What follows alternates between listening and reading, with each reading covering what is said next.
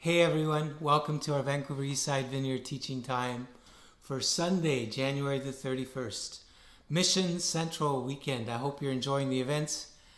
And what a week we've had in our church as well. Just sending a big love and greeting to Scott and to Kim and to Rick up in the Mount St. Joseph's Hospital. Sending our love to you guys and love to all of you. Thank you for being the embodiment of God this week as a church. I want to begin today with a story of when I was a child. I was a preschooler. I know that. I wasn't in school yet. I think we were still living in Vulcan, Alberta, but we were visiting my grandparents, which we did once or twice a year, and it was, I think, Christmas time because we were downtown in a very busy shopping area, and we were coming out of one of these big department stores like Woodward's or the Bay or something. And as a 3-year-old or 4-year-old, I was pretty enthralled with these automatic opening doors that open by themselves. And I walked out ahead of my parents and turned around to try to see them. And I all of a sudden recognized that there was nobody that I knew. And I panicked. I turned around again and cried out, "Mommy, Daddy," or something like that. And just at that moment, I saw them. They were right behind me. And even though I'd lost sight of them, they had never lost sight of me. And I can't describe the sense of relief that came over me as I'd felt this lostness and then foundness. And I think this experience, I can't think of a better way to describe what I think happened to Nathanael in our gospel reading today.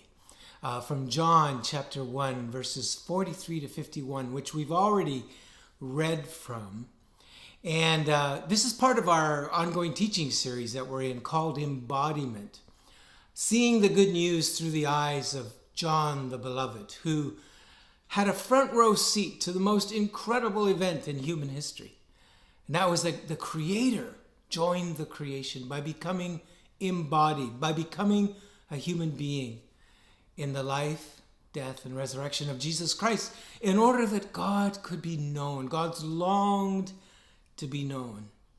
And John is writing this not from an immediate perspective, but from decades of reflection, and now as an elder. And from the perspective that that embodiment didn't stop with Jesus, but continues now through us, his people, the church. And so it's with those reflections that John is writing. And speaking of embodiment, one of the strong themes that comes out early in the book of John and continues through the whole book is this theme of witness. And it begins almost in the first few verses when John the Baptist is described as a witness. John wrote, he was not the light, but he came as a witness to bear witness to the light, so that through him all might believe. That's quite a statement about John's witness. And of course, we saw that fulfilled through the story that Nathan so beautifully talked about last week, where it was John's disciples who became the first disciples of Jesus. For they saw Jesus walking by one day, about 6 weeks after he'd been baptized and already been in the wilderness. And John pointed Jesus out to some of his disciples, to Andrew and to another unnamed disciple that probably was John the Beloved. And he said, "Look, the Lamb of God who takes away the sins of the world." And these two disciples took off and began to follow Jesus. And Jesus turned around to them and said, "What do you want?" And they said, "Well, Rabbi, where do you live?" And he said to them, "Come and see. Come and see." And then they spent the rest of the day with Jesus. And somewhere during that time, Andrew went off, and it says he found his brother Peter. That word "found" begins to appear constantly in the next few verses. Note that he found his brother Peter and brought him to Jesus and introduced him. Then the scriptures tell us in our reading today that the very next day, and I forgot to mention that Andrew said to Peter, "We have found the Messiah, Jesus of Nazareth. So already that word found appears twice. And this idea continues in our text today because it says that the very next day, Jesus left this area of the Jordan, which Kathleen and I have been there, by the way. I've actually baptized people in the same traditional spot where John the Baptist baptized Jesus. Quite an experience. And so they headed north to Galilee. And Galilee was the home territory where Jesus lived. And actually these three disciples, Peter, John, and James, also were from Galilee. And they were from a town called Bethsaida, which was a fisherman village on the seashore of Galilee. And it may have been actually a stop at that village where Jesus, it says, found, there it is again, Philip. So we have Peter and John and Andrew and Philip, all from this little town of Bethsaida. And Jesus says to Philip, follow me. So Philip does, but it says immediately he went and found his friend Nathanael. Now Nathanael, who we focus on in our text today, was not from Bethsaida, but from, we learn later in John, was from Cana of Galilee. Remember Cana? That famous place where Jesus turned the water into wine, his first miracle, which will happen in our story next week. He found Nathanael, and here's what he said. We have found the Messiah, the one that Moses wrote about in the law and the prophets. Jesus of Nazareth, the son of Joseph. Well, everything was going pretty positive up to that point until Philip mentioned that Jesus was from Nazareth. And all of a sudden, Nathanael's countenance fell. And he said these words, Nazareth, can any good thing come from there? Let alone the Messiah. Can any good thing at all come from there? So we pick up immediately. There's actually no nice way to say this. There's an obvious bias that Nathanael is feeling about this place called Nazareth. And we all know that. We all have our rivalries and we look down at certain communities that are notorious for certain things. And we're not sure exactly what the bias was against Nazareth. We do know that Galilee in general was looked down by the rest of the Jews as Galilee of the Gentiles. That was a slur, and it's called that actually in the Gospels.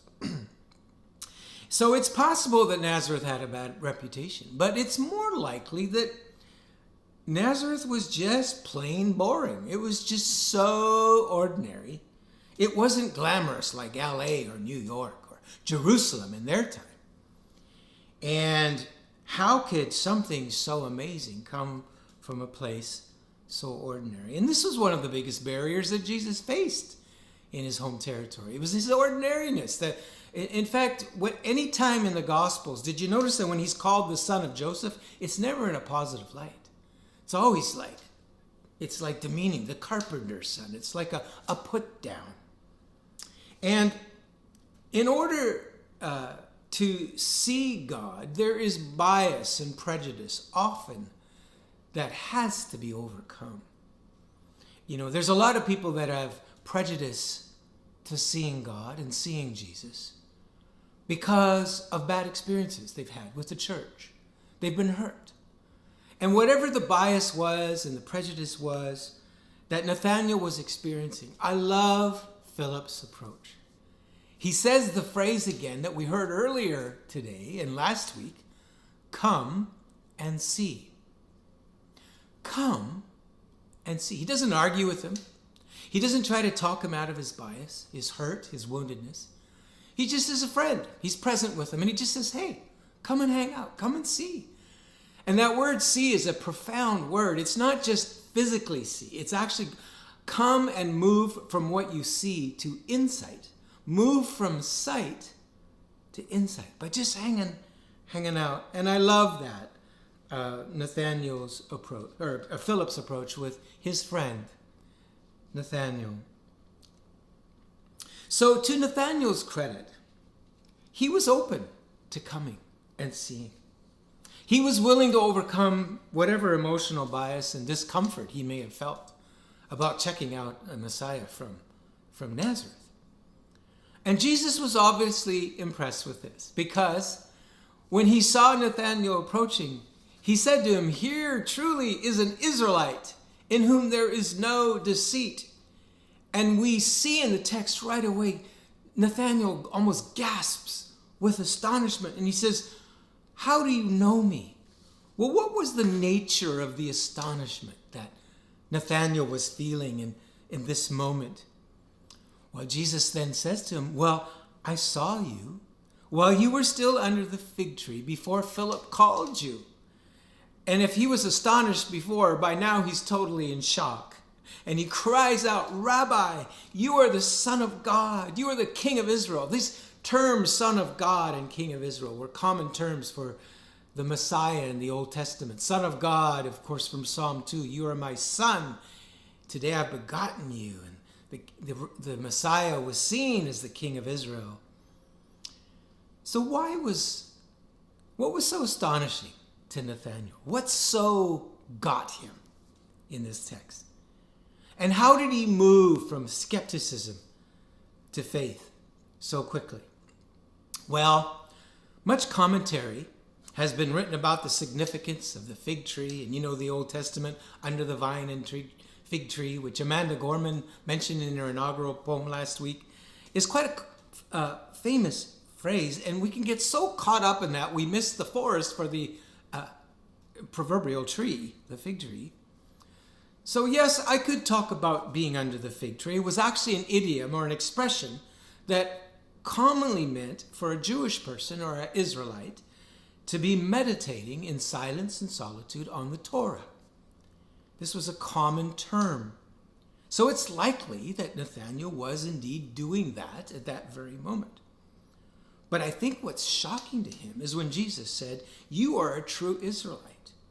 And in about 3 verses, Jesus addresses about 3 chapters in the book of Genesis that seem to indicate that that is exactly what Nathanael was meditating on. The first thing he says, "You're a true Israelite in whom there is no guile or deceit or deceptiveness or hooks." And it's an immediate reference to the story of Jacob, whose name meant deceiver and person of guile, who wrestled with God one night. And at the end of that wrestling match, he lost, by the way. But he said, "I won't let you go until you bless me." And God asked him his name, and he said, "My name is Deceiver," or Jacob. And God said, "You are no longer a deceiver, but you are Israel, one who struggles with God." And in saying to Nathanael, "You are an Israelite," he was including him in the story and telling him that he was one who struggles with God, and it's good. So Nathanael he's astonished by that. But then Jesus goes further and he says, "You believe because I told you that I saw you under the fig tree, but you will see greater things than that." And then he added, "Very truly I tell you, you will see the heavens opened and the angels ascending and descending upon the Son of Man," or the human one, the embodied one, the one who embodied God. You will see. And he's referring to this famous story, of course, again in the same context of Jacob and his journeys, where he was running from Esau, his brother, and he laid down to sleep, and he put his head on a rock for a pillow. And he had a dream, and he saw the angels ascending and descending. And on this ladder between heaven and earth. And on top of this ladder was God. And God spoke to Jacob. And he said to him, promised him, "I'm going to take care of you. I'm going to finish your story. I've got your back. And I'm going to bring you back to this land."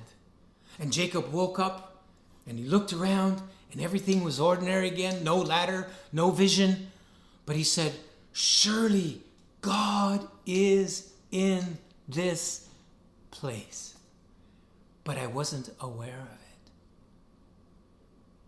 And Jesus said to Nathanael, "You will see this." Well, we know Nathanael never literally saw that. He didn't literally see a ladder between heaven and earth and angels, as far as we know. but he saw the embodied one. He saw God in the flesh, the Word become flesh. That was the ladder between heaven and earth. That was where heaven invaded earth in the Son of God, the Son of Man, the human one. And what's so profound about this is not that Jesus knew what Nathanael had been meditating on, but it's that he was including Nathanael in the story. You are in this story, Nathanael. And I think Nathanael became overwhelmed with the fact that at that moment he hadn't found Jesus. Jesus had found him.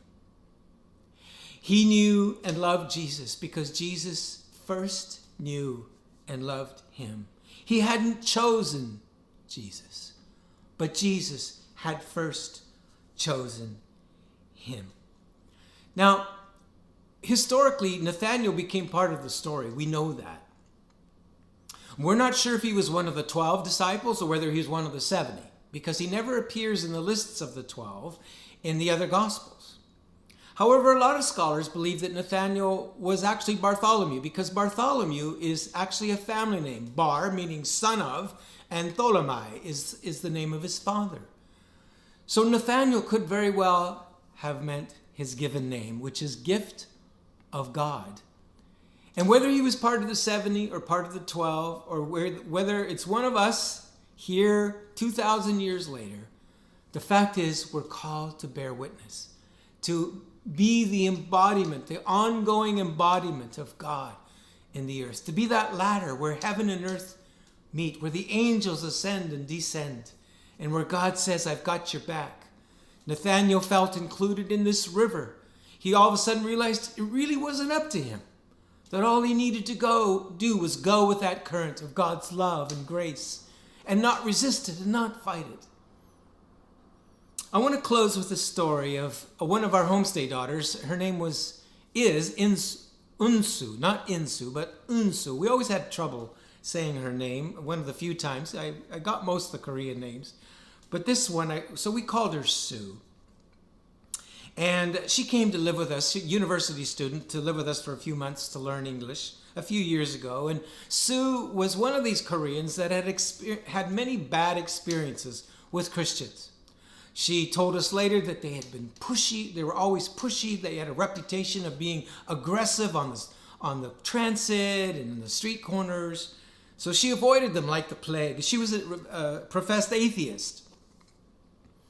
And so when she found out that we were pastors, she asked the agency in Korea to find her another place. She had some biases that she needed to overcome. And the agency and one of the directors who we'd met here in Vancouver told her, well, check it out. Check their profile out online. And we had a kind of a developed picture and profile. And she said the moment she saw her photo, she felt this sense of warmth come over her. So she said to them, okay, well, I'll give it a try. She told us later when she arrived at the door of our house and we welcomed her in her home, that same sense of warmth enveloped her. And we took her into our home, of course, and loved her as a member of our own family, as a daughter. And to our surprise, we knew a little bit about her background and what to expect. And to our surprise, within a few days, she invited herself to church. And we were quite surprised about this because we actually don't overtly invite people to church. We, of course, let them know they're invited and we love for them to come. But we don't want them to feel that that's some kind of condition about being loved in our home and being a family member. We just want to love people where they are. Kathleen and I have had this policy from St. Francis of Assisi. Preach the gospel, and if necessary, use words. In other words, we want to live the life. That's what we want our witness to be. And so Sue began to attend our church and became part of the life of our community and had a very profound encounter with God where she told us that she had this sense of these eyes that were always constantly on her. Not in a scary way, but in a loving way. As in Psalm 32, I will guide you with my loving eye. It was the eye that I felt with my parents when they were still looking at me, even though I'd lost them. She felt these eyes. And so she had this profound experience. And so she began to become part of our church. And I would later tease her about her inviting herself to church. She was kind of pushy. and one night she was concerned. She got news about her boyfriend on the DMZ, the demilitarized zone of North Korea. And there was a skirmish going on, and his life was in danger. And so we got together right here, right where I'm sitting right now, and we prayed in this living room. And I just felt led to ask her to pray. And it was the first prayer that I'd ever heard her pray. And I'm so glad I did, because she went like this. Jesus. Damn, Jesus. And that's about all she could say. But it was like this cry that came from her heart. And you know, the next day, that situation on the DMZ had settled right down. I think God heard her cry. And a couple of years later, we had the privilege of meeting her parents in Seoul, Korea. They took us out to this very fancy Korean restaurant in Insadong area of Seoul. And with tears in their eye, with Sue as an interpreter, they said to us, why did you love our daughter so much? Well, what could we say? I mean, how could we not love one that was so adorable? But we knew, and they knew, through Sue's translation, that it was because we were in the current. We were in that river, and we knew that we were loved. We loved because we were first loved by God. And Sue knew she was known and loved. And like Nathanael, she was willing to overcome her prejudice to come and to see. So embodiment is this. Surely the Lord is in this place, even when we're not aware. Before we found Jesus, he found us. Before we chose Jesus, he chose us. Before we ever knew and loved Jesus, he knew and loved us. And as his witnesses, we have this sacred trust of embodying that love and that message to our families, to our friends, to our neighbors, and yes, to our enemies as well. For God so loved the whole world, not just the elect, not just white people, not just middle-class people, not just our type, but God so loved the whole world that he gave his one and only Son, not to condemn the world, but that the world through him might be saved. So along with this blessing, which is how I usually end, I want to close with a thank you to you, my dear, precious church family, because I'm so deeply moved when I witness over and over again the way that you love, the way that you are the embodiment of God in this time, in this place. So I say to you, thank you, thank you, thank you. God bless you.